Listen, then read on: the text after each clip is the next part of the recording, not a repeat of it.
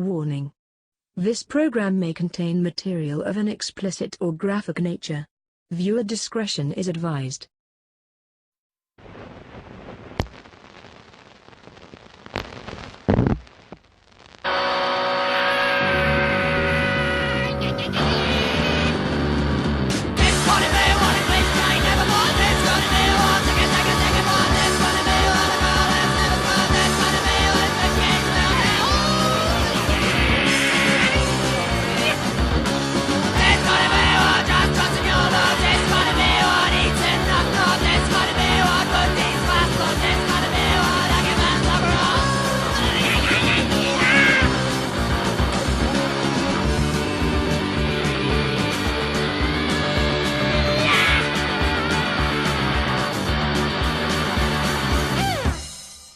Broadcasting undead from the B ward, this is Mortem. I'm Dom. And I'm JD. Today we're going to give you our top 5 serial killers in horror movies. Yeah. Not movies about a real serial killer, but serial killers who happen to be in movies. Right. Yes, indeed. I think one of mine is loosely based on a real serial killer. Yeah, it doesn't matter. Yeah. It's okay if they are based on a real serial killer. I just want to clarify that, we're going to have fictional serial killers. It's not just be like Dahmer, Manson. Yeah, exactly. Yeah. Because most of those movies are garbage anyway. Yeah. Real serial killer movies are pretty shitty, besides like Henry. Yeah. So, yeah. We're both sick today, by the way. We're a couple of sickos. There's going to be a lot of coughing, maybe some diarrhea breaks. Some farting. Some farting going on. Yeah. But it was just Halloween. It was. The greatest night of the year, and now we're so far away from it to return. Yeah. Another 360 days or something like that. Yeah, and it is very depressing the day after Halloween to me. Yeah. I scared the shit out of so many little kids with my little haunted house. And the moms. And then the high wears off. And then that wears off and it's back to fucking real life. When you wake up in the morning, it's like waking up in the morning next to an ugly chick after you had really good sex the night before. Yeah. You're crashing off the sugar. Mm-hmm. But before we get to the top 5 serial killers, we got a little bit of horror news. Horror news. We got a mixed bag today. I think I've got mostly good news. Yeah, me too. Mostly good news, but a little bit of a mixture. So, you want me to start us off? Fire away. A new horror series starring John C. McGinley has just premiered. It's called Stand Against Evil, and it's about a widowed sheriff who is cursed by witches because in his town called Willard's Mill, the former sheriff years and years ago burned a lot of witches at the stake, over 100 witches or something like that. Okay. Organizes witch burning. So the whole town is cursed with evil, and all the sheriffs die horrible deaths. So it's a horror comedy, very, very similar to Ash vs. the Evil Dead. It has the same vibe as Ash vs. the Evil Dead. And the first 2 episodes are now on. You can get them on demand or watch them when they go. It's on IFC. And I like the first 2 episodes. 2 is much better than 1, and there's goats in 2. Sweet, I'm sold. There's all kinds of different goats. I know you like it. The gore isn't too great, but it has a good sense of humor. If you guys want to check it out, it airs Wednesdays at 10 on IFC. So Wednesdays at 10. I saw something about it online, like a blurb about it, and the first thing that my brain went to was like either Tucker and Dale versus Evil or Todd versus the Book of Pure Evil. Yeah. Is it in the vein of either of those? Against Evil. Yeah, it's a horror comedy. It's it's very reminiscent of Ash vs. Evil Dead. Almost you could say like they're probably making it because of Ash vs. Right. Evil Even Dead. The title, like Ash vs. Evil Dead, Stand versus Evil. Yeah, Stand Against Evil. Yeah. So, what you got this week? So, Matthew Holness, who was the creator of Garth Marenghi's Dark Place. Have you seen that show? Oh, fuck, I gotta show this to you. So let me talk about Garth Marenghi's Dark Place first, and I'll tell you why I'm excited about this. All right. This show was made in like 2000, early 2000s, maybe mid 2000s, and it was one of the first things that was like one of those super throwbacks to the 80s. And this dude, Matthew Holness, he's a British performance artist. He created this character named Garth Marenghi, who's like the British version of Stephen King. And he creates this show called Garth Marenghi's Dark Place. Easy for me to say. And he's a doctor who's also an occultist and a martial artist and a ladies' man who works at a haunted hospital that's sitting on top of a gate to hell. And the entire show is done in that like really, really shitty 80s BBC style, but it's made in the 2000s. Uh-huh. And all of the comedy is based on like, stupid horror tropes and like how sexist TV was in the 80s. Like, you're a girl? How can you be a doctor? and all of the acting is overblown. Like Dude Bro Party Massacre, kind of yeah, like that. exactly. It kind of set the tone for all of that. Yeah. It's fucking brilliant. I'll get it to you. I think I have it on DVD. Cool. But there's a new show that just came out that this is a tangent. But there's a new show I've been watching called John Glazer Loves Gear. You need to watch that shit. Okay. It's on True TV. I never would have watched it, but it was randomly on my TV. And I happened to just be sitting there on my phone, and I started watching it because I saw some funny part, but it's fucking awesome. You need to check it out. Cool, I'll give it a look. So this guy, Matthew Holness, who created Dark Place, he has a new horror film in production entitled Possum. It's going to star Sean Harris, who was the Mohawk scientist in Prometheus. Okay. And it's a story about a disgraced children's puppet performer, show host, who returns to his childhood home and is forced to confront his wicked stepfather and the secrets that have tortured him. So this guy has a really good eye for the weird, and he's very detail-oriented, and he's a rabid horror fan. He's promised that the movie will be in the tradition of classic horror cinema with the atmosphere of supernatural dread and creeping horror, and it's going to have his trademark comedy. That's awesome. So that should be our rating system, Disgraced Puppeteers. Okay, done. And I look forward to seeing what he does with the feature film, because he hasn't done one yet. Yeah, he just made the TV show. Yeah. Huh? That's cool. I'll definitely check it out. If it's horror comedy, I'm all over it. I got some more news. Damian Shannon and Mark Swift, the duo who brought us Freddy vs. Jason, are developing a reboot of the 1997 cult hit Starship Troopers. Wow. Fuck. Huh. They're big fans of the original and say they aren't trying to redo it, but they're going to do a different adaptation of the novel by Robert Heinlein. So it's based on a book, the original one. And the movie's way different from the book. The movie's way different. They're going for the actual book. Okay. Even though they are a fan of the movie. Uh-huh. The original Starship Troopers is great to me. It's cheesy satire and loaded with excellent gore, and even the CGI was great for 1997. Oh, yeah, for sure. For its time, with the bugs and shit like that, it was pretty good CGI. So, except for that one when the transport comes to get them, when the bugs overrun that thing where everyone's already dead, like the Mormon missionaries, and the little transports come to get them. That's the worst CGI ever. Yeah, that looks pretty bad. These two are also working on a Baywatch movie. What? Yes, a Baywatch movie. It seems like they're cash grabbers with little to no creativity. Right.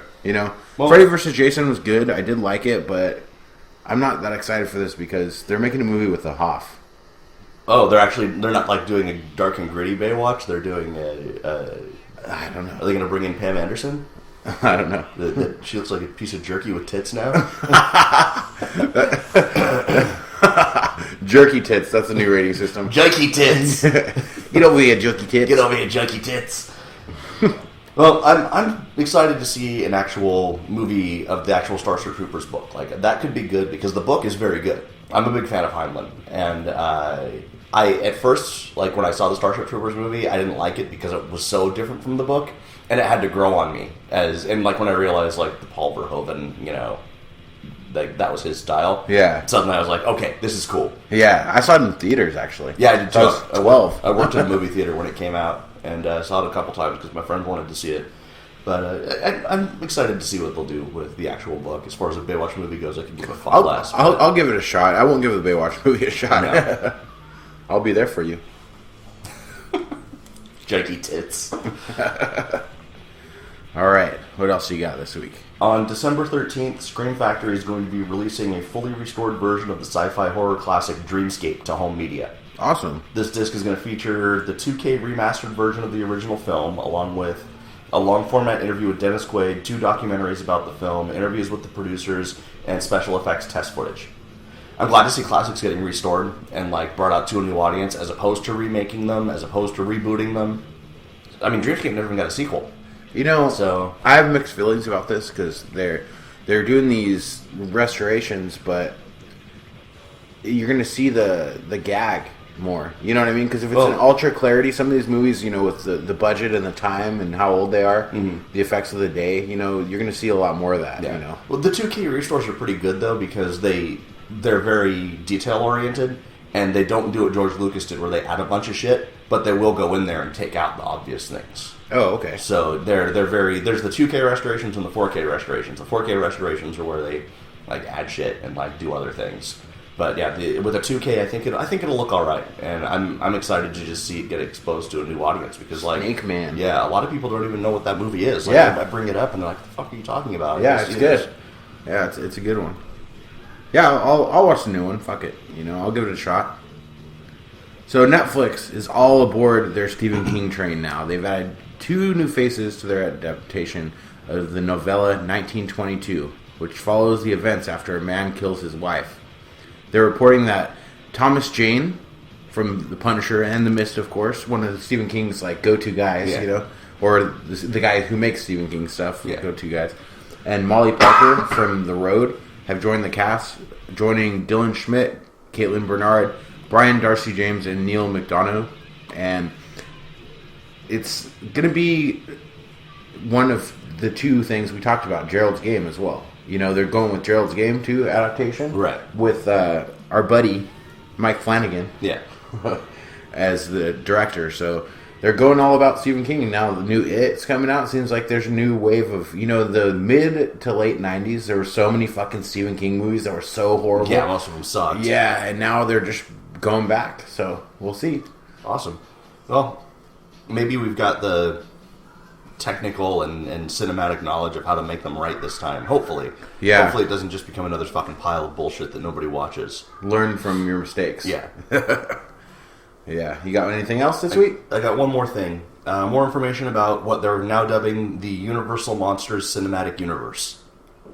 In a recent interview with Collider, screenwriter John Spates, who wrote Prometheus and the recently released Doctor Strange, which is getting really good reviews, spoke about the upcoming reboot of Van Helsing, which is going to be the second movie to be released in this cinematic universe they're creating.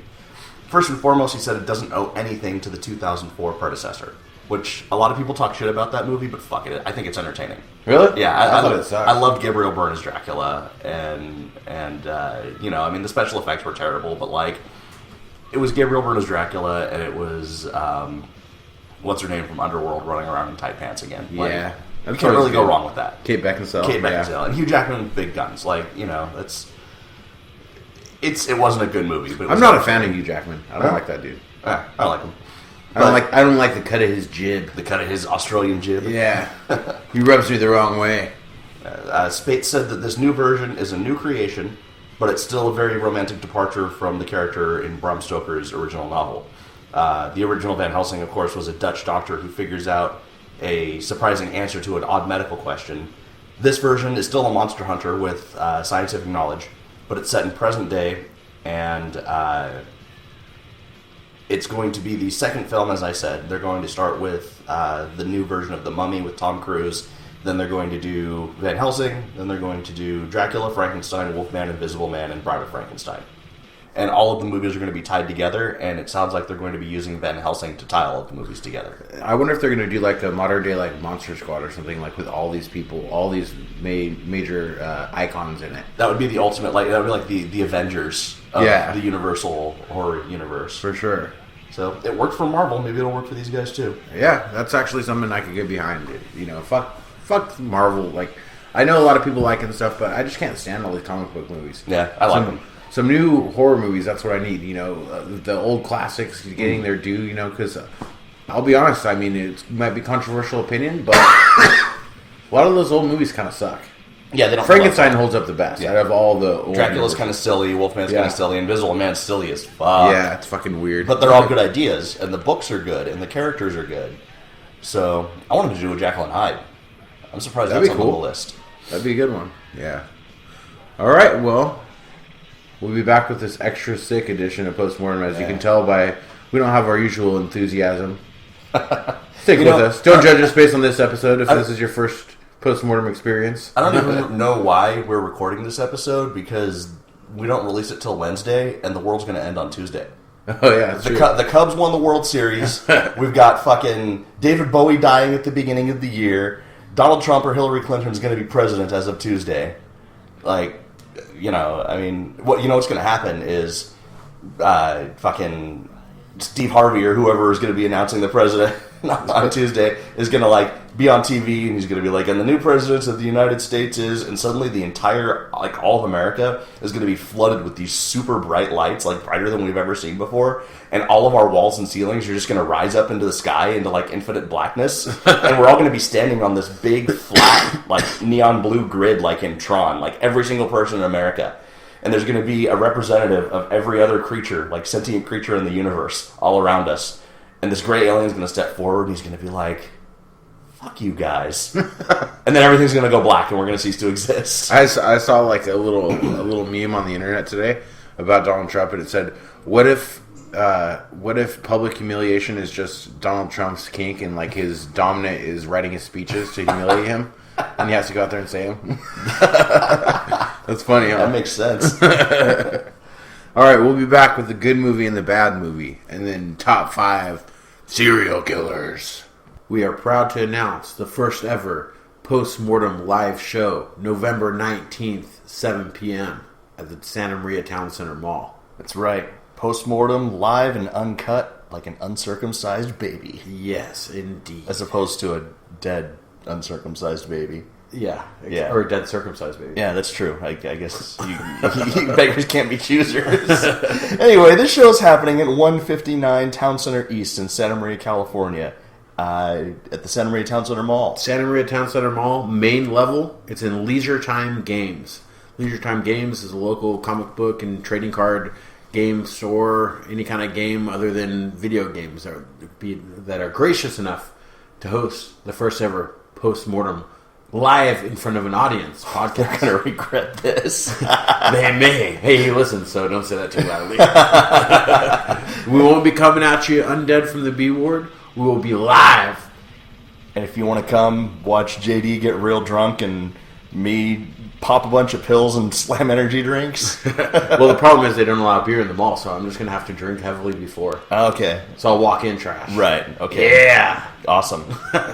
All right, you guys, if you can come out, if you're anywhere in the Central California area, or if you want to fly in, it's a free show. That's right. Not charging a dime for it. November 19th. Get what you pay for. Yes, indeed. As always with Postmortem. It's time for the good movie. And the bad movie. You know what that means. So you got a good movie this week? Really good? It's okay. That's kind of both my good and bad are right around the same range. Yeah. My bad movie is not that bad. Yeah. My good movie is not super great. So I only called my bad movie because it could have been so much better had the director not fucked up on a couple things. yeah. Well, you want me to start us off? Sure. Fuck. My bad movie, like I said, is not really bad, but I reviewed it lower of my 2 movies, and I only had a chance to watch 2 movies this week. Right. 2015 comedy horror written and directed by James Roday, starring Michael Weston, Jimmy Simpson, Sutton Foster, and Lily Cole, with cameos by Sarah Silverman and the fat black girl from American Horror Story, Gabrielle Sidibe. You know what I'm talking about? Mm-hmm. And she was precious also. Yeah. Gravy. So, it's All Hallows Eve, a trio of costume misfits with a special dietary requirement seize a Mexican cantina and force the staff to engage in a late night of gaming, food, and libations. The only caveat is what's on the menu. People. Duh. So this group of weirdos break into a restaurant and bar, weld the door shut from the inside, cut the phone lines, tie all the employees up. They soon reveal that they're going to cook and eat everyone like they do every All Hallows Eve. This movie is goofy. It reminds me a lot of Murder Party, and to kind of tie into your horror news there, the best portrayal of a Van Helsing in Modern Vampires. It's kind of got the Murder Party and Modern Vampires kind of sense of humor. Lily Cole is smoking hot ginger cannibal. She looks like a young Julianne Moore in a kitty Halloween costume with an English accent. Fuck. Yeah. The killers are all really silly with dances and parlor games like they play William Tell and 6 Degrees of Kevin Bacon. The movie has strange music choices.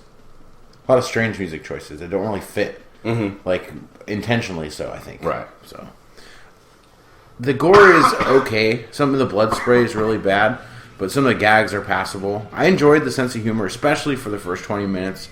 But when I looked down and saw it had only been 45 minutes past, and I still had 53 minutes to go, I realized I was kind of getting a little bored of it.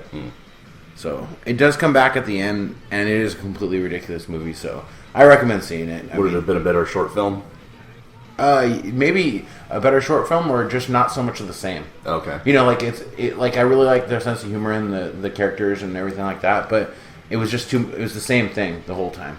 It didn't really go anywhere that you didn't expect it to go. Right. Once you got the plot, you know, and you got like how these guys are silly and fucking weird and stuff, it was just that. Okay. You know, nothing extra. So, IMDb gives it 5.5, but I think it's better than that. I would give it 6.8 jerky tits. Jerky tits. 6.8 out of 10 jorky tits. You got me, jerky. Whatever happened to those guys? I know, what the fuck. The Jerky Boys movie is awesome. Yeah, the world needs the Jerky Boys right now. I would vote for them over Donald Trump. Vote for them over most people. I'd vote for the old neighbor that used to be a... Yeah. I'd vote for Frank fucking Rizzo. I'm Frank going to write in Frank Rizzo. You should, yeah, do it. Actually, I was I can't remember who I was telling, but I was saying, like, I'm going to write in Skeletor. Just vote for Skeletor. Yeah, fuck. Why vote for the lesser evil? What's your bad movie this week? My bad movie is actually one that you showed me. The Caretaker. Mm-hmm. It's a 2016 supernatural horror movie directed by Jeff Prue. This is his second feature film, but his first horror film. The story is that a young woman returns home to care for her demented grandmother, but begins to learn that some of Grandma Birdie's hallucinations are quite real. Haunted by the spirit of a dead circus clown, the young woman and her boyfriend begin to uncover secrets of her grandmother's past while also gaining dark insights to the woman's future. First of all, the acting in this movie is bad across the board with one exception. Megan Warner. Yeah. I didn't think she was that great in this, but No. she is in Turn. She's the wife of the main character in Turn. The main girl in this one. Uh-huh. That's why I watched the movie. Okay. Is because she was in it, you know? Mm-hmm. And I love Turn, and she's hot. Yeah, you know? she's quite hot, but Yeah. she's like a hot tree. Like, she's just flat, Yeah, and dry, and she no is. emotional range. She's like, She can act, too, because in Yeah. Turn, she's very good. if Kristen Stewart closed her mouth, their acting quality would be about the same. Wow, you really think that badly? At least in this movie. Yeah, this movie, I did not think it was good. The grandmother does steal the show, though. The grandma fucking owned it. Yeah. Like, the boyfriend character was supposed to be sympathetic, but like he came across as a douchebag. He I did. think the actor was a douchebag, and he just couldn't hide his douche tendencies under the character that he was playing. But yeah, Grandma Birdie was fucking fantastic. She clearly did her homework. I work with dementia patients all day, and even in the short time that I've been doing this, I've seen some pretty dark shit. And she played her role perfectly and was straight up scary sometimes. Yeah. Like, I was like, did they get a demented lady? And then I looked at her IMDb, and basically she's made a career out of playing crazy old ladies. Yeah. You know, the problem with this movie is just not enough happened. Mm-hmm. It was a lot of nothing. Right. But the boyfriend does give the fucking worst pickup line ever. You remember it? Oh, baby, let's make a baby. Oh, yeah. Yeah. What the fuck? Terrible. I thought the story was interesting, especially compared to other movies that I've ripped on. This movie actually had the subject matter of mental illness and handled it well and somewhat correctly. There was the added element of Grandma Birdie being a medium, so that's what turned things sideways, but the dementia element of it, independent of the storyline, was very, very well done, so I'll give them props for that. Though I felt like the inclusion of the clown ghost was shoehorned and unnecessary. Yeah, it didn't fit the rest of the movie. It was like the writer said, clowns are scary, let's make the ghost a clown. Wouldn't that be spooky? But, like, the clown's name was Raw Dilly. Raw fucking Dilly. Like, that sounds like I'm going to give you the raw Dilly tonight, baby. Raw Dilly jerky tits. Raw Dilly jerky tits. Raw Dilly's jerky tits. Get them in teriyaki, spicy, extra spicy, barbecue, and original. So, pro tip. If you want to make your monster scary, don't make its name sound like a dick euphemism. Yeah. Because every time they said it, I laughed. Raw Dilly! Come out now! Okay, zip. I hated the music. Yeah, it's not good. Hated it. The camera's bad, too. Just like the production is not good. Yeah. The grandma really made the movie, but... Yeah. The music was one of those indie film electro scores with like the repetitive beats and cold synths and disconnected vocals. And normally I like that kind of stuff, but it was totally out of place in this movie, and it felt like it was tagged on last minute. Like, we've got a movie. Oh, fuck, we don't have a score. Oh, we've got this leftover score from fucking Juno. Let's bring it in. I'll give it credit. As far as straight up ghost stories go, it was well done. The ghost elements were used the right way to push the story along and not for cheap scares. And I like the twist at the end that kind of turned the ghost trope on its ear. I think twisted tropes are always best when the trope is recognized first and then subverted, and they did that. Yeah. So that was good. It was one of those frustrating movies that did something wrong for everything that it did right. At its core, it was a story about dealing with a family member whose mind has gone and the fear that your mind might slip too. And that was a good part of the movie, and had they just stuck to their strengths, it would have been a much better film. Unfortunately, they tried to pile on too much other stuff, made it feel like a mishmash of ideas that never got to the point. I'd say it's still worth seeing, and I'm interested to see what this director does in the future. But this first foray into horror was not perfect, though it shows promise. It has a lot of flaws, but it does have some good stuff. Yeah. I mean, I don't know if it's just the actor or the director or what, but the actress that played the old lady, she was so good. And the way they put the makeup on her, like she had too much makeup on and her lipstick was always a little off. Yeah. But she was never like, ooh, I'm crazy. It was like, fuck, this bitch is crazy. It's the look in her eyes. She had the crazy eyes now. Like whenever she picked up the scissors. Yeah. I was like, oh, some shit's going to go down. Yeah. So I'm going to give this movie 5 out of 10 Raw Dilly's jerky tits. I would, since I saw it too, I did not pay as much attention or take detailed notes or anything like that when I watched it. I watched it in the cabin. Mm-hmm. When I was on my honeymoon, right. I'd watch a shitload of movies because that's what we were doing, and I would probably give it, based on what I remember, like a 5.5, maybe a 6. Mm-hmm. It's not horrible, but I think it definitely does have some problems. Yeah, I was a little harder on it because I think he could have done better. It's like when your kid gets a B, but you know they could have gotten an A. Yeah. So you beat the fuck out of them anyway. But then your other stupid kid, like, oh, you got a C, good job. Yeah, yeah. So this was the kid that could have gotten an A and got a B. All right. Well, time for the good movie. So, streaming now on Netflix, 2013 animated anthology of Edgar Allan Poe stories. Oh, you watched that? It's called Extraordinary Tales. Yeah. I haven't watched it yet, but it's good. Yeah, me and Annabelle watched it. So I watched it with my 5-year-old. Nice. When we were just sitting at the dinner table in there before we recorded, like she was saying stuff in like this little creepy voice. She's got that down, man. You should just send her on the road or something and like have that be a show. Just her in like a little tea dress, saying creepy shit to people as they walk by, and they can put $5 in a coffee can, make some money off that. Yeah, it sounds good. Not opposed to free child labor making me money. So it's directed by Raul Garcia, who served in the animation department of almost every late 80s and early 90s Disney film.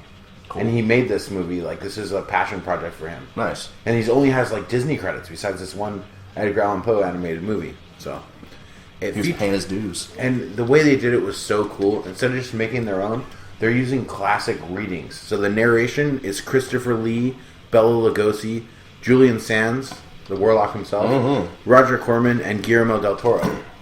Those are the narrators. That's awesome. Yeah. It's really cool. So it's the audio quality in some of the readings is not that great, with like the Bela Lugosi one and stuff like that. The animation style and score of each segment is vastly different, even though they all were directed by Raul Garcia, so it shows its range. Okay.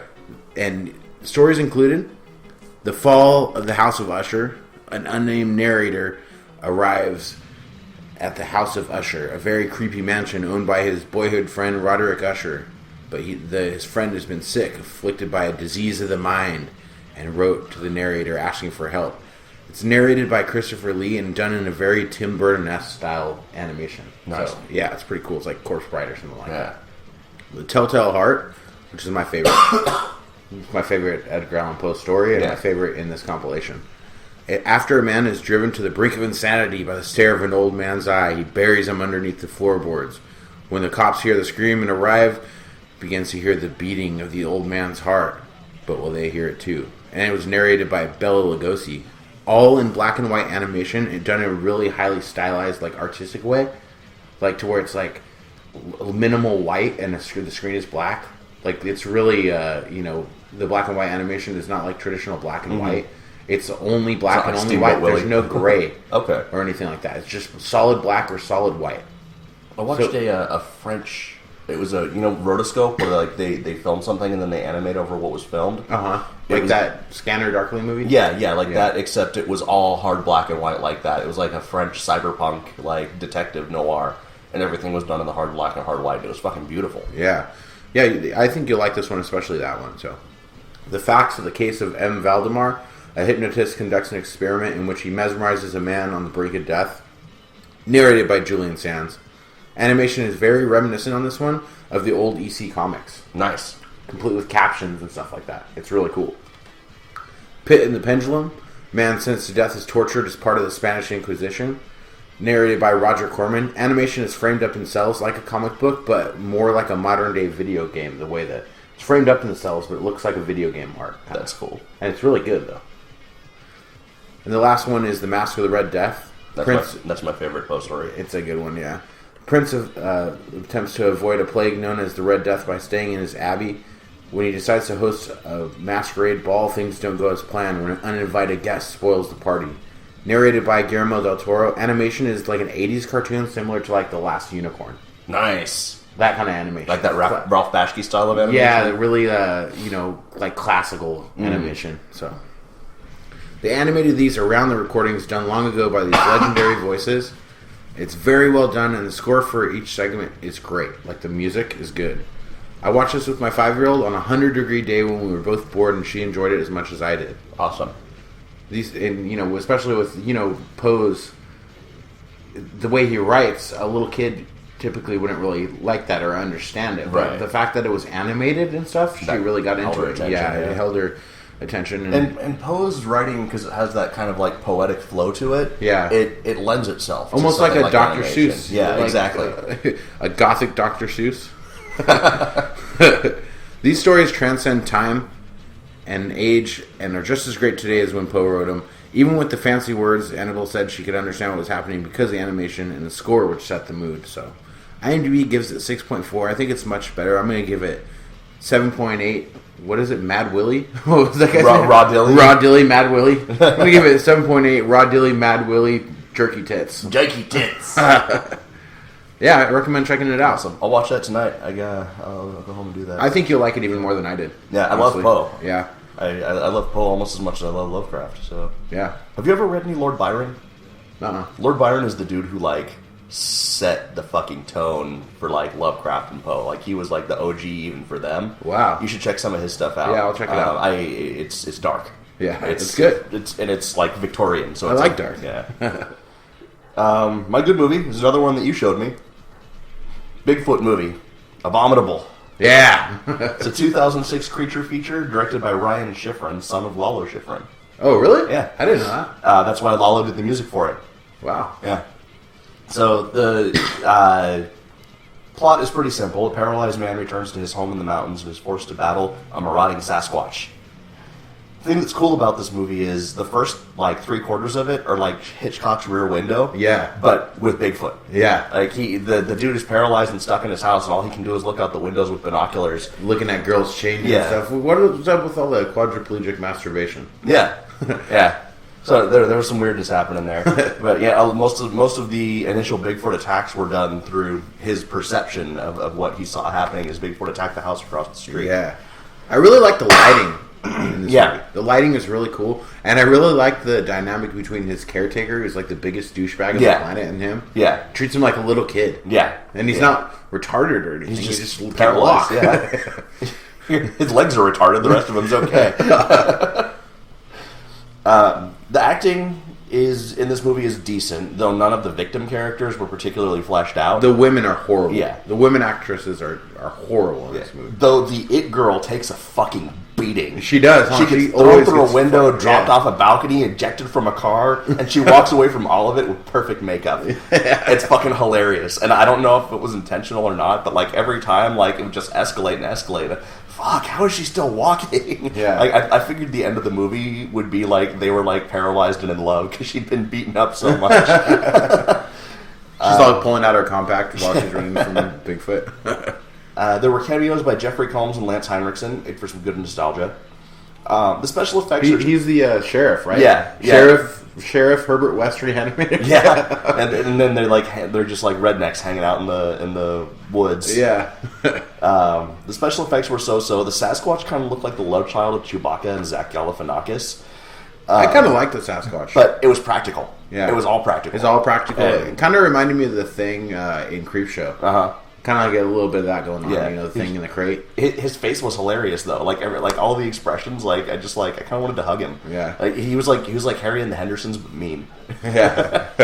It's Barry. Barry Henderson, his brother. Yeah. His evil brother. The cinematography in this movie was interesting. Like I said, a lot of it was told through the main character's binoculars. The only thing I didn't like about it was that like most of the kills happened off camera because of that. Yeah. I would have liked to have seen a little bit of gore to go with the TNA that it did deliver. It did deliver a lot of nudity. Yeah. And that was much appreciated. Like I said, Lalo Schifrin is the director's father, and he did the music for the movie. And I thought it was a little bit jarring because, like, the movie was shot in that sort of indie HD. Yeah. And then there was this epic Lalo Schifrin score. You know what? I really liked the music, and I didn't know it was Lalo Schifrin. Yeah. It kind of makes sense now. Yeah, it was kind good. of got his style. It was good, but it took a minute for me to get to marry the two because I'm used to like kind of gritty images to go into Lalo Schifrin music. There was a nice twist at the end that I'm not going to reveal that made any of the movie's flaws that it had, like the twist, totally invalidated those flaws. When all was said and done, it was a good movie, so I'm going to give it 7 out of 10. Raw Dilly, Crazy Willy, Mad Willy, Joiky Tits! Joiky Tits! And one of these. I've been holding that one in. I have. We apologize for our lack of enthusiasm again and the coughing and everything like that. We're both a little under the weather. Hopefully we don't get any of our listeners sick. I'm hungover too. Ah, fuck. That's when you know you're making like good life decisions, when you're sick as and fuck drunk. and hungover. Yeah. All right. So we got top 5 cinematic serial killers. Top 5 cinema serial killers. We're a couple of sickos talking about sickos. Yes, we are. So, we'll be back with the top 5 serial killers after this.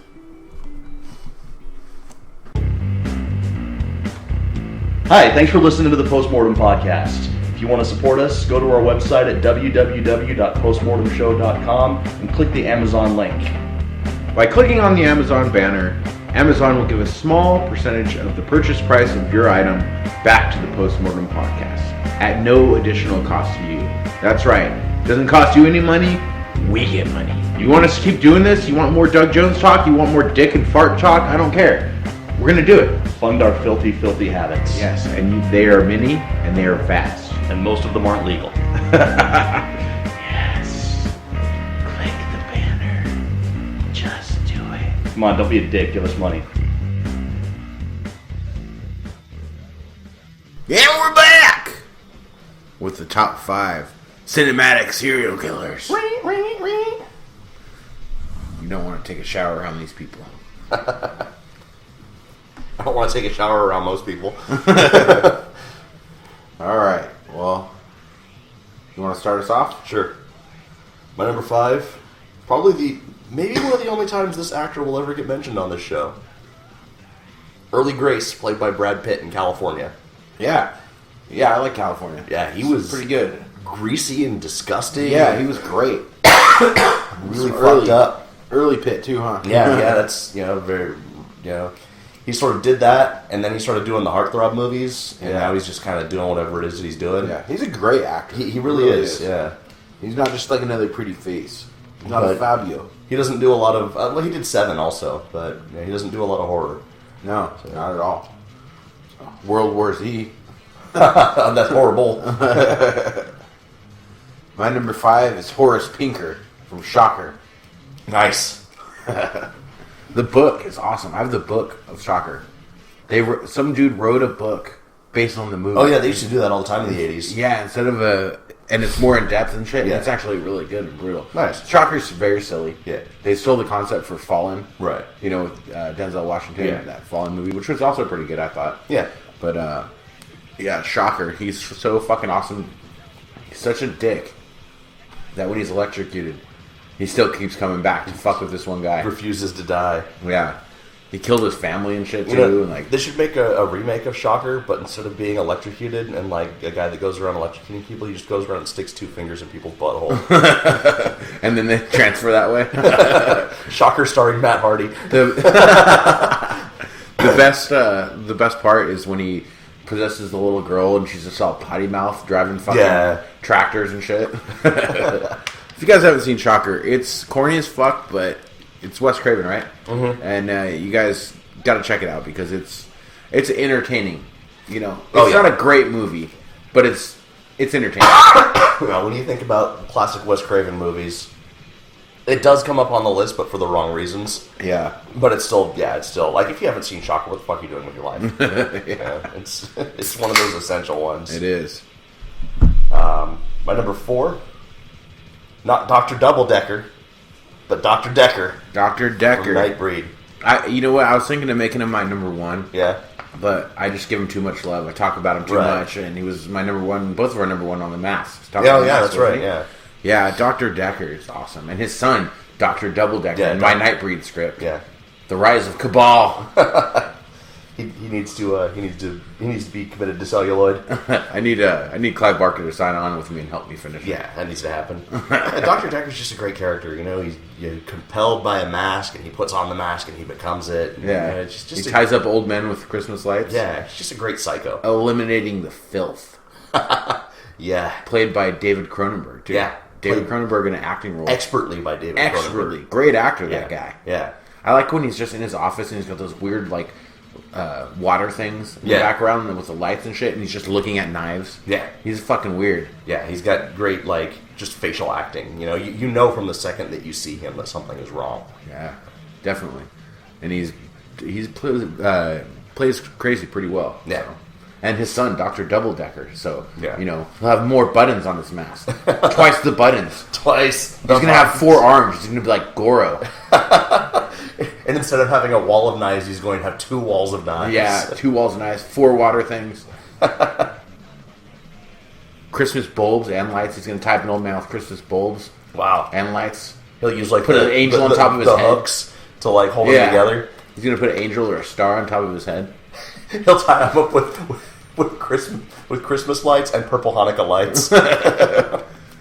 All right, number 4 for me is Bob Wolverton, the I-5 killer in Freeway. Queefer himself. Queefer, yeah. Freeway is fucking awesome. That's a really underrated movie. It is, and it's Little Red Riding Hood. Yeah, and there was a sequel to Freeway that was another. I think it was Hansel and Gretel or something. Yeah, Freeway 2, Confessions of a Trick Baby, or whatever. Yeah. One of the most. It's a good bad movie. Yeah. It's really weird, and these movies are very inappropriate at times, too. Oh, yeah, for sure. I really liked it. But I like the sort of modern, non-fantastical retelling of fairy tales. It's a good idea. You know what's a really good one? What the fuck is the name of that movie? It has Fast and the Furious guy that died. Paul Walker? Yeah. Running Scared, it's called. I haven't seen that. You got to see that, dude. It's like interwoven a bunch of different fairy tales when it's not really. It's real serious too. But you gotta see that movie, Running Scared. It's cool. Good. I'll check it out. The Queefer himself, Bob Wolverton, his fucking face. Look at your face, Bob. Look at your face. Holy shit. The Queefs. Reese Witherspoon with her big forehead and her bulldog face. And nice boobies. Yeah. Brown bagger. You know, like we give the Queefs a lot of shit, but he's a very good, intense actor. He's a great actor. He just has shitty ears. And he gets me fired from jobs before he even meets me. Yeah, fucking asshole. We didn't get our picture. You know, the place I got married, they had that. That's right. Signed Queefer picture. It's like down the street. We can go there. Yeah, we go there. We get rent some tuxedos just to fucking take the picture. Right. Lie and say that we took it on the wedding. Oh, now I just outed that. Fuck. So the whole listenership. It's millions of people now know that we didn't actually take the picture. Millions and millions of the Queefs fans. The Queefites. Queefonians. Queefanites. Number 4. My number 3 now. Oh, number 3 is Dad Bill Paxton from Frailty. It's my number 1. Is he? It's my number 1. We'll get to him then. All right. My number 3 is the most go-to, in your face, obvious. Probably should be number 0. Patrick Bateman, American Psycho. Oh yeah, fantastic. Great. You know, I maybe shouldn't be on the list because he's just so obvious, but American Psycho is a great, great fucking movie. Yeah. Say what you will about Christian Bale, the motherfucker can act. Yeah, he's a weird dude. Yeah. He's all beating up his mom Kmart parking lots or something too. Fucking weirdo. Yeah, he's a little nuts. Starved. You ever see that movie The Machinist where he starved himself? Fucking weird. Huh? Yeah. And then he's in that American Hustle where he gets all fat too. Yeah, He gets all fat, starves himself, puts facial masks on. he's Returns videotapes. He's super into what he does. My very first laptop that I ever owned, my desktop screen was just all black and in green print. It said "Feed me a stray cat." Have you read the book of American Psycho? I have it actually. I ordered it based on your recommendation. I think we talked about this before, and you told me it was so much better than the movie. It's the most brutal book I've ever read. Wow. It's fucked up. I need to lend you some Rathstrian's White. Yeah, we'll see. We'll see how they held up because American Psycho goes to some real fucking deep, dark places. Yeah. Because, in the movie, I mean, if you haven't seen American Psycho yet, I don't know what the fuck you're doing with yourself, but, like, in the movie it's implied that maybe he wasn't actually killing anyone. It was all in his head. Yeah. In the book... Bret Easton Ellis is a great writer, great director, and he's a really weird guy. Yeah. Like, real fascinating. You ever heard his podcast? Yeah. Yeah, he's really fascinating dude. Yeah. Very, almost got a little bit of Refn hanging off him. Some NWR, Nicholas Winding Refn, like, Oh, yeah, he's real into himself. pretentious and, yeah. Like, he's earned the right to be very into high- himself. Yeah. He hasn't for sure. written a bad book yet. Yeah. In the book of American Psycho, that implication that he may not have done it is not there. Yeah. He's doing it in the book. Yeah. And, when you get to it, all I have to say is mouse and brie. You put cheese up a woman's asshole and make the mouse go or something? It's so much more than that. Really? Yeah. Wow. Coat hangers. Yeah. We're not done yet. Just one more thing. Then they leave all crying and he gives them money. I had to go to the hospital last time. Yep. All right. Dropping chainsaws. Running around in only your socks. Naked in his Adidas sneakers. Number 2.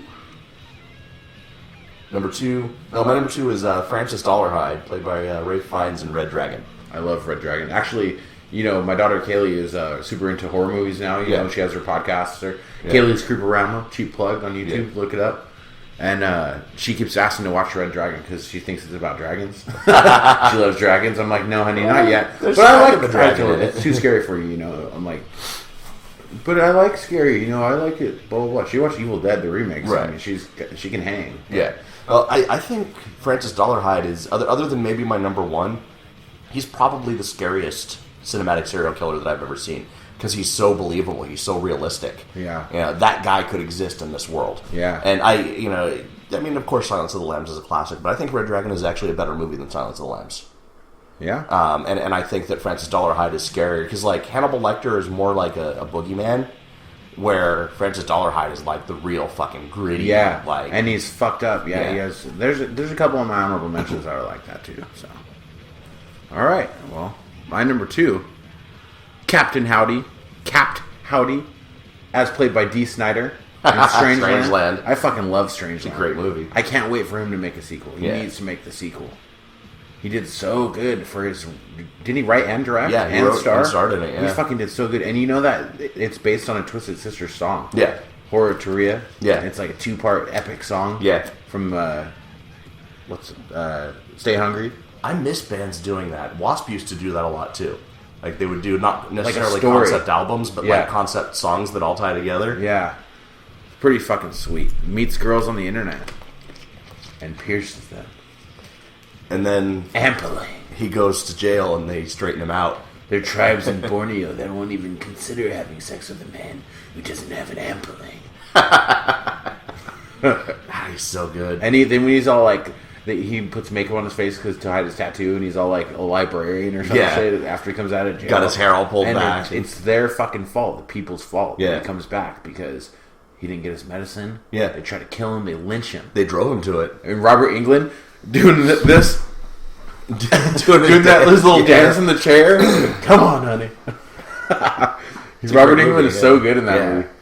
But yeah, Strangeland. If you guys haven't seen Strangeland, it's I guess it's pretty mainstream, but a lot of people haven't heard of it. It doesn't really come up much on lists and horror podcasts and stuff like that. I think a lot of people overlook it because of Dee Snider's link. Like, they don't realize that Twisted Sister was some fucking dark ass shit. Yeah, because everyone thinks of We're Not Going to Take It, Right? But or if you just listen hair to metal in general. Yeah, Twisted Sister's awesome. The documentary on Netflix. Have you seen it? No, I didn't know there was one. It's called We Are Twisted Fucking Sister. It is so good. Nice. It ends like they're gonna make a part 2. It ends with them getting famous and stuff. It doesn't even talk about. Do you know that we're going on D. Snyder tangent now. Yeah. You know that after all that success, he lost all of his money and was working at a telemarketer place making like $8 an hour and shit. Really? After all that shit, he lost everything and he came in a giant comeback. Wow. I did not know that. That's awesome. It's fucking crazy, huh? How could you lose everything when you have that much money? MC Hammer did it. Yeah, it's true. He was just too legit to quit, though. He had to come back. Yeah. Number 1. Number 1. My number 1 is a tie. And these are probably the only cinematic serial killers that are scarier than Francis Dollarhide. But it's because they are rooted in reality. And that's Henry and Otis, played by Michael Rooker and Tom Towles in Henry, Portrait of a Serial Killer. Oh, yeah. I put him on my honorable mentions. But, yeah. That's Michael Rooker's best role, in my opinion. For sure. Henry's was NC-17 and shit. When it came out, yeah. Yeah. Yeah, and it's a legit, like, you feel dirty. Like, the first time you watch it, you kind of feel dirty afterwards. Like, you shouldn't have been watching it. Everything feels real, and it's not found footage, so it's not like they're trying to pass it off. It's just like... It was shot so gritty, and the violence was done so perfectly and so like swift and brutal. Yeah, that everything felt like it was just happening right there in front of you. Yeah, it's a great movie. Henry, Portrait of a Serial Killer. You guys got to check that out. Based on Henry Lee Lucas, who in and of himself was a fucking fascinating individual. Yeah, in terms of sickness and depravity. Yeah, I actually just got done watching that Albert Fish documentary. That you liked it? I had to watch it in 2 sittings. It was fucking dark. It's very good. When it got to the part where it was talking about him killing the little girl in the basement, and they actually showed the police photo of her corpse. I was like, all right, I'm going to turn this off for a little while. I feel kind of gross. Like, you know, I'm getting close to Michelle's kids right now, and you know, it sort of played on that. Like, what would happen if there was a kid that I cared about that happened? Yeah, it's fucking. As a father too, it's fucking terrifying. Yeah. Sick old man with pins in his asshole. Yeah, but one thing that I can take from that documentary, more tangenting on it, is the term monkey and peewees for dick and balls. Yeah, my monkey and my peewees? Yeah, my monkey and my peewees. I'm going to be using that. Yeah, it's so good. John Borowski's films are amazing. Yeah. Best serial killer documentaries you'll ever see. Yeah. Just documentaries in general. Even if you're not fascinated in serial killers, you would still like it because it's such good filmmaking. And I really like how he talks about the serial killer, and then he brings in that artist that talks about like the sort of sympathetic, like trying to be sympathetic towards Fish's derangements. Yeah. And then they bring in the psychologist that explains the psychological mechanism behind it. Yeah. That was a really... Yeah, Joe Coleman is the artist. Yeah. He has a good documentary too about him. Yeah. He's a weird guy. yeah, no, yeah, I saw that one, yeah. Yeah. He's a weird guy. His art is fucking... You know, he paints all those things on wood panels. Yeah. And he only does like a square, like a 6-inch square in a day because it's so intricate and detailed. Really? It takes a whole day to do like a little square of a giant like door-sized panel. Yeah, that's cool. Yeah, they have a lot of his art at the Museum of Death. I admire his mustache. It's fancy mustache. He's got a fucking excellent mustache. You know what? I don't like your painting, but I enjoy your mustache. Do you paint with your mustache? All right, my number 1 is Dad Meeks, the God's Hands Killer in Frailty. Bill Paxton's greatest role. It is his greatest role. And Frailty is fucking awesome. Yeah. Yeah. Matthew McConaughey owns it in that movie. Bill Paxton owns it in that movie. Kids, dude. The kids are good. The kids are great. And kids are never great. You know? The kids are great. Yeah. I had a vision from God. We are God's hands. There's demons in the world. And we are sent here to destroy them. We don't fear these demons. We pick them up and toss them back into hell one by one.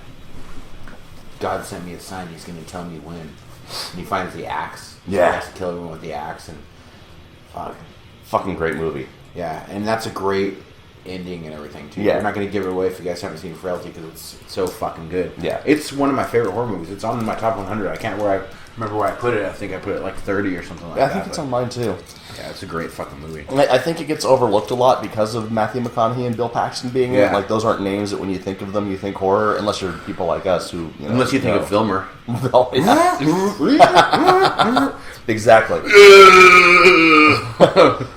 But, yeah, Frailty is a very good movie, and Bill Paxton is legit scary in that movie. He is. And another guy that could exist in the world. Yeah. Religion drives people to kill. It's the biggest fucking source of war and death ever. Yep. So, very relatable to real life. Honorable mentions. I'll throw. Oh yeah, you have number one. Okay. Oh no, my number one was Henry Otis. So I'll start with honorable mentions. Yep. My first honorable mention is the trifecta of Jordan, Amy, and Xavier in the Doom generation. We mentioned them in Punks. Oh yeah. The only reason they're on my honorable mentions and not my actual list is because they're like accidental serial killers. Yeah. Because everywhere they go, death follows. Yeah. They're not actually intentionally killing people. It's a good movie. It is. It's Greg Araki's best movie. He's done a couple others that were pretty good, but I think Doom Generation is really like his masterpiece. I can't remember who it was. It was a pretty big actress nowadays that turned down that role, so he got Rose McGowan. Huh. She didn't want to do the nudity. Oh, okay. I can't remember who it was, but she regrets it. Yeah? Yeah. Yeah. She loved it. It's a good movie, and everyone in that movie is great. Fucking... What's that dude's name? He's in all kinds of indie horror movies. He was in May. He was dude with the Frankenstein tattoo. He was Jordan in that movie. Oh yeah, he's the kid from Independence Day, Duvall. right? Someone do James Duvall or something like that? Yeah, he's in Independence Day. Yeah. God! Yeah. He's like the... He's so horrible in Independence Day, Yeah. but he's so good in Doom Generation. I think... Well, I was going to say, he's like the cheap Keanu Reeves. He is, huh? And if you've got a good director that knows how to use him right, he's good. Yeah. And then any other time, it's just like that guy. But he hasn't fucking aged. Like, Yeah. Doom Generation was made in, like, the mid-90s. And you see him now, and he's still He's looking jacked, like actually, now. You know that he was the mod in SLC Punk? The friend that was a mod? Yeah. Yeah. And have you seen SLC Punk 2? No. Now he's jacked. Really? Yeah. Got on the roids. Yeah, he got on the juice. Instead of eating his own juice like he did in Doom Generation. Yeah. Taking shots to the ass. Hannibal Lecter, but not Anthony Hopkins. Hannibal Lecter from the Hannibal TV show. I know, you like him better. I like him better. Yeah. I love Anthony Hopkins as Hannibal Lecter. Mickey and Mallory Knox, they get a lot of love on this show. So they won't just my honorable mentions. John Doe in Seven. Yep, he's on mine. I'm actually not a Kevin Spacey fan. Yeah, me neither. I think he really only has two characters that he plays, other than John Doe. He's like a power gay, you know? He's like a power move gay. Yeah. Like I heard about him like on sets of movies, like he'll like be like, "Oh yeah, you want to mouth off to me," and then like hook up with that person's like boyfriend or something. Wow. It's like a power gay. He's like, "Yeah, your boyfriend's gonna be sucking my dick in the trailer. And it You're happens. fired too." Yeah. Wow. Fucking Kevin Spacey. All right. Yeah, like everyone always talks about how great he is, but like he just has like one or two characters that he plays well. American Beauty was good. Yeah, that was a good movie. But it's John Doe, especially because he didn't say anything for most of the movie. Yeah. It was all just facial expressions, and he was creepy as fuck. Yeah. So that was a good one. And then Patrick Bateman, American Psycho, and Otis and Baby, House of a Thousand Corpses, Devil's Rejects. Oh yeah. Goes without saying, they're kind of zeros. Yeah. My honorable mentions: John Doe from Seven as well, Dr. Decker from Nightbreed as well, Kyung Kul. I think that's how you say it. I Saw the Devil. You see how I Saw the Devil? I haven't seen that movie. Dude, you gotta see that shit. It's so good. It's on Netflix, I believe. Mm-hmm. So, yeah, check out I Saw the Devil. That shit's fucking awesome. Daryl Lee Cohen from Copycat. Harry Connick Jr. Yeah, that one's good too. Very good, yeah. He's so good at that. That's with Sigourney Weaver, right? Yeah. Yeah. And she has, like, agoraphobia. Yeah. Yeah. Buffalo Bill. I'd fuck me. Would you fuck me? I'd fuck me. Every time I think of that actor, though, I think of the original Joyride, where he's like, Candy Cane. That's him? Yeah, I that's didn't his know voice, that. yeah. I didn't know that. You learn something new every day here on the Postmortem Show. Leslie Vernon. Fuck yeah. Hell yeah, Behind the Mask. Johnny Bartlett from Frighteners. Yeah. Got me a score 12. BUC. Bill Williamson from Rampage. I put a Uwe Boll movie on the list. Wow. I wouldn't have done it, but to celebrate his retirement, I'll put him on one list in a positive way. It's a good movie. With a caveat that if he ever returns, I'm going to fucking kill him. It's over. It's over. It's over, Bull. It's over here, me bull. Ooey. The Machine from 8mm. Yeah. Kill the machine. Kill them all. That guy should have his own, like, series of movies. There's a great fucking book called Survivor by J.F. Gonzalez. You should read that. That's actually super brutal. I'll let you borrow it if you want. Like if you say American Psycho is really brutal, it's really fucking so good. And it's almost like he saw that movie and was like, no, I'm going to do it right. Nice. I got my snuff film produced people, you know, Yeah. and so fucking good. Yeah. 8mm was a good movie, but it had its flaws. I love 8mm. It's on my top 100. Yeah. Yep. Highly ranked too. It's one of my favorite movies. I love that shit. Nicolas Cage, when he watches the video, his reactions. He's watching the video that girl got killed, and you just see his reactions, and he's so bad. He's making his Nicolas Cage faces. He's so bad. Michael Carter from Feed, the guy that feeds fat ladies to make them so fucking fat. Oh yeah. Yeah, that's fucking weird. Henry Lee Lucas, Hannibal Lecter. And that's it. Cool. Honorable mentions. We killed that list. We killed that list. You're right. Fuck. I need some NyQuil. Me too. I feel like shit. Go home and take some NyQuil and a Vicodin and just get weird. You go home and take a bunch of NyQuil and start beating off. Try and beat the clock. Try to beat the clock and you win either way. You guys didn't think because we were sick I wasn't going to talk about beating off for one episode? You're wrong. You know what's awesome though is like first thing in the morning you get up, you take a shower, you pop a Vicodin, you shoot some Dayquil and you crack open a Red Bull, and then you get to work. And you're like, I'm ready to be fucking productive. I'm ready to wipe some old people's butts. They sent me home today though. They don't want me coughing around old people because they have compromised immune systems. Yeah, they'll just die. Yeah. You like have the sniffles and half the fucking place dies. Yeah. It's cool though, like you don't have to like fake being sick in this kind of job. I mean, I wasn't faking it anyway, but like, you know, like some days you don't want to go to work and you're like, oh, I don't feel good. And they're like, well, maybe you should try and tough it out anyway. These people are like, fuck, stay away. There's like a sign on the door that says, it's flu season. If you have a cough, please don't come in. Yeah. Fucking crazy. Yeah. Poor old people. Yeah. Live from the old folks' home. It's Postmortem Live, number 2. That's what we're going to be doing next week. Not from the old folks' home, but our next episode's going to be the live show. Is this the last one before the live show? Yeah, it is. I think we got one more. Am I wrong? Yeah, we got one more. Oh, okay. So, and then episode 40 is going to be our live show. Funky 40. The Funky 40, the first ever live postmortem. If you guys haven't heard it, we didn't put it in the commercial because this is new. We're going to have horror trivia with prizes with our friend Danny Foster. Yep. Going to be good. Giving away some stuff. And we have quite the top 5 list for you. Yeah. I don't know how well it's going to translate to the audio because it is very visual, but what we're going to do... They may need to watch the YouTube video so we can splice in some pictures. Yeah, we'll put in the pictures or the scenes on the YouTube video of that episode because on iTunes and stuff, I don't know if it's going to translate. We'll talk a lot about it and make jokes and stuff, so I'm sure you can understand, but we're not going to tell you what that is. We're not going to tease it. You got to come to the live show. You want to find out what our list is. That's right. Get on a plane if you have to. Yeah, get on a plane. We're talking to you. Antoine. Eileen in Washington. Yeah. Come on, Eileen. Antoine, I still stick by my promise of one night with Dom. I might have to do it. Oh, all right. You can take one for the team. Twist my arm and ask me twice. Why are you so eager? If you could see my smile. All right. So that's it for top 5 serial killers. Yep. And I've got a cough drop in my mouth right now, and I totally just almost choked on it. As H.P. Lovecraft said, as he removed his rectal thermometer because he was feeling under the weather. It smells like fish. Throw the fucker back.